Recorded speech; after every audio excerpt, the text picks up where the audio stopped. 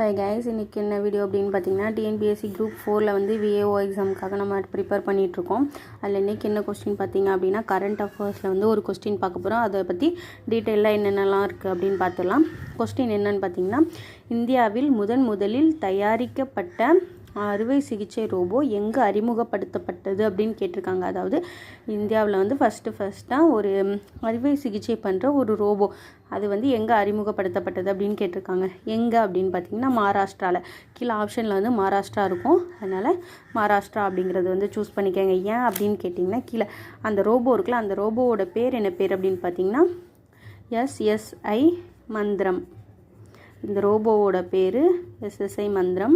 இது எப்போ 2017 அதை வந்து உருவாக்கப்படுற 2017 அது வந்து உருவாக்கப்பட்டது. யாரால் உருவாக்கப்பட்டது அப்படின்னு பார்த்தீங்க அப்படின்னா டாக்டர் சுதீர் ஸ்ரீ வஸ்தவாவால். சரியா, டாக்டர் சுதீர் ஸ்ரீ வஸ்தவாவால் அப்படிங்கிறவரால்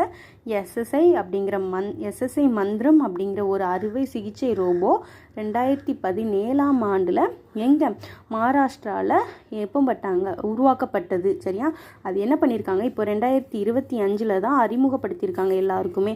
ஒரு ஹாஸ்பிட்டல், என்ன ஹாஸ்பிட்டல் அப்படின்னு பார்த்தீங்கன்னா மகாராஷ்டிராவில் பூனே தெரியும்ல, மகாராஷ்டிராவில் பூனேயில் நோபல் ஹாஸ்பிட்டலில் வந்து இப்போ வந்து அது வந்து அறிமுகப்படுத்தியிருக்கிறாங்க. சரியா, நோபல் ஹாஸ்பிட்டல் பேர் நோபல் ஹாஸ்பிட்டல். எங்கன்னா மகாராஷ்டிராவில் இந்தியாவின் முதலாக உருவாக்கப்பட்ட அறுவை சிகிச்சை ரோபோ, அதோட பேர் எஸ்எஸ்ஐ மந்திரம். 2017 டாக்டர் சுதீர் ஸ்ரீ வஸ்தவாவால். சரியா, அவரால் இந்த இது வந்து உருவாக்கப்பட்டது.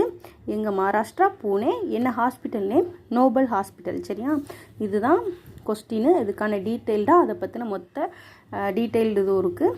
அதனால் கண்டிப்பாக மறக்காமல் படித்து வச்சுக்கோங்க. குரூப் 4 எக்ஸாமுக்கு இன்னும் ரொம்ப நாள் இல்லை, கம்மியாக தான் டேட்ஸ் இருக்குது. அதனால் 2025 குரூப் 4 நல்ல மார்க் எல்லோரும் எடுக்கணும் அப்படின்ட்டு எல்லாருக்கும் ஒரு ஆல் தி பெஸ்ட். அது மட்டும் இல்லாமல் மறக்காமல் சேனலை சப்ஸ்கிரைப் பண்ணி வச்சுக்கோங்க. Thank you so much.